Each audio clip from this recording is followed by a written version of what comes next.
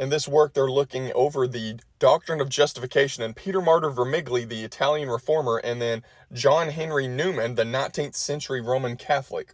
They're interviewing the author of this work on Peter Martyr Vermigli on the Reform Forum, and he suggests that, a lot of people consider Peter Martyr Vermigli the Italian Calvin. Looking at his language of justification, he says that Peter Martyr Vermigli had this two forms of righteousness. You have the forensic imputation, and then you also have this internal working of the Spirit, which Vermigli will describe in his doctrine of justification. You have this alien righteousness that's given to us, it's imputed to us, it's forensic, and this is the sense of justification in the strict sense, or the proper sense, as Vermigli will say.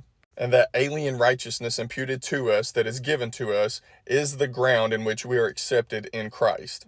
But for Martin Butzer and other early reformers like Vermigli, they are comfortable saying there is actually a secondary form of justification, a broader sense in which we understand our relationship to God. Vermigli saying it is appropriate to describe that internal renewal with the language of justification, so long as you're clear that it's not the ground of justification. This double twofold righteousness, he says that there is this in justification, a combination of the Spirit working in someone's heart to impart real internal righteousness that works in the soul, and there's also the forensic imputation. It's a double justification, this twofold righteousness. Double justification is concerned with distinguishing the initial justification when an individual is drawn into divine favor in Christ compared to the end of one's life. Vermigli says initial justification is predicated purely upon the imputation of Christ's righteousness. The future justification is also grounded in Christ's righteousness.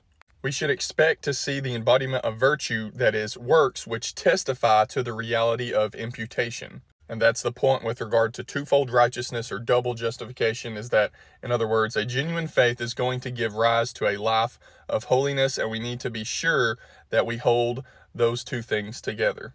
Vermigli's point is that we can use the language of justification to describe the life of faith, because the one who is justified will necessarily go on to live a life of vibrant faithfulness to Christ. Vermigli says that it's a secondary kind of justification. It's not the basis of our acceptance. It's not the ground, which is, the ground is imputation.